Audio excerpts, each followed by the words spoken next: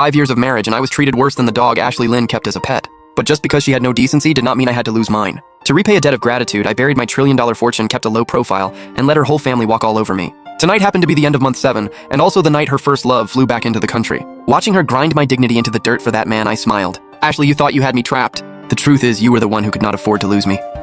The clock on the wall showed 11. 60 minutes left before the 5-year contract binding me to Ashley Lynn expired.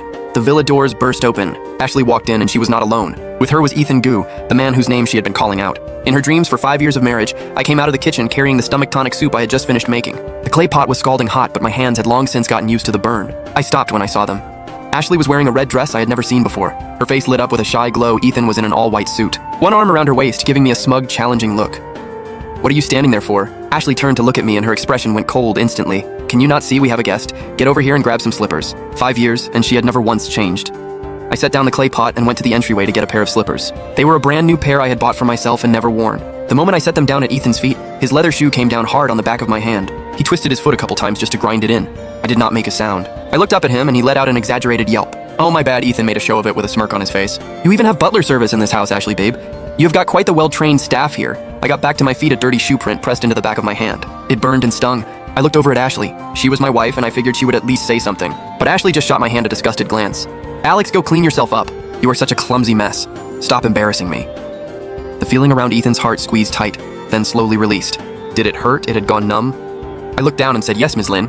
I walked toward the bathroom and the mockery came drifting in from behind me. So that is your useless husband, Ashley. He has got the pretty boy. Look, at least I will give him that. Do not even bring him up. He is a total buzzkill. If it were not for keeping up appearances for Grandpa, why would I keep that kind of dead weight around?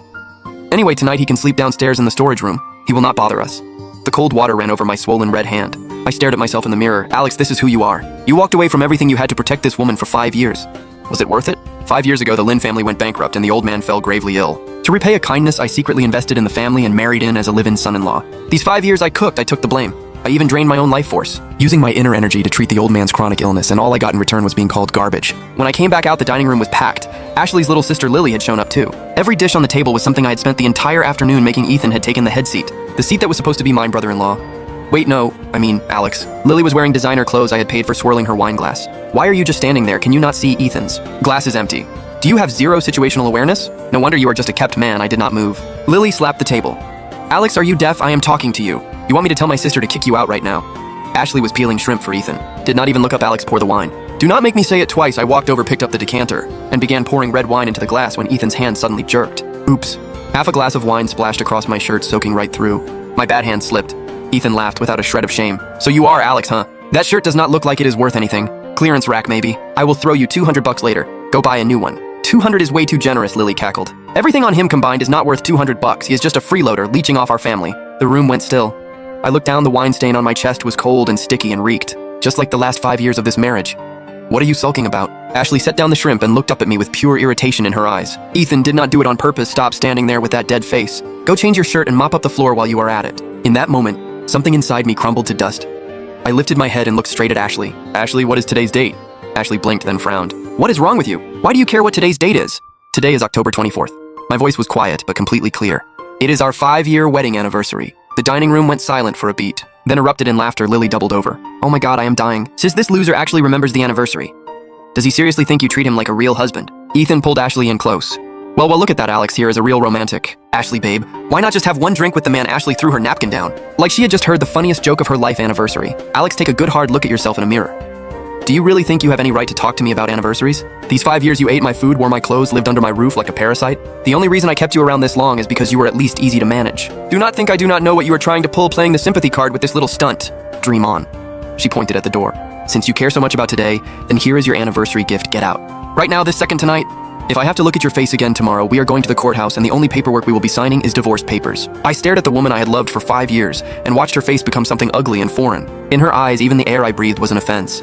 All right? I nodded, and for the first time in 5 years, I felt a smile rise up from somewhere real. It was relief I did not change my shirt or mop the floor. I turned and walked to the corner of the living room and pulled out the black suitcase I had packed and ready. I had packed it 2 weeks ago. I had still been holding on to one chance in a million, telling myself that if she showed even one small sign of remorse today, maybe I would hesitate. No need for that now.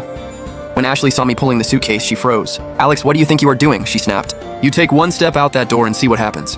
Any other time, I would have already backed down. But this time, my feet did not stop. Let him go. Lily shouted all that drama for what exactly? Walk away from the Lynn family, and he will not even be able to afford food. I give him 3 days before he crawls back on his knees. Ethan swirled his wine glass.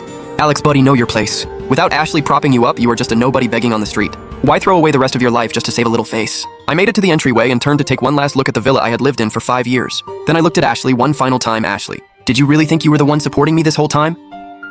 My voice carried something close to pity. Ashley laughed coldly. What else would it be? You were supporting me on a few $100 a month in grocery money. I shook my head. There was nothing left to explain. You cannot reason with someone who does not want to understand. The soup on the table, drink it while it is hot. This is the last time I will ever make it for you. I pulled the front door open and had barely crossed the threshold. When my phone buzzed an encrypted message, the Dragon Order 5-year term has concluded. All trillion-dollar assets have been unfrozen. Dragon Order members worldwide welcome you home. I gripped the phone tight. The weak and invisible Alex Sun was dead. In his place stood the head of the Dragon Order. From behind me came Ashley's scream. Alex, if you walk out that door right now, do not you dare ever come back. I will cancel every card you have and make sure you cannot function in this city. I kept walking and pulled out the supplementary card with its measly $5,000 limit and dropped it in the trash. I will not be needing that.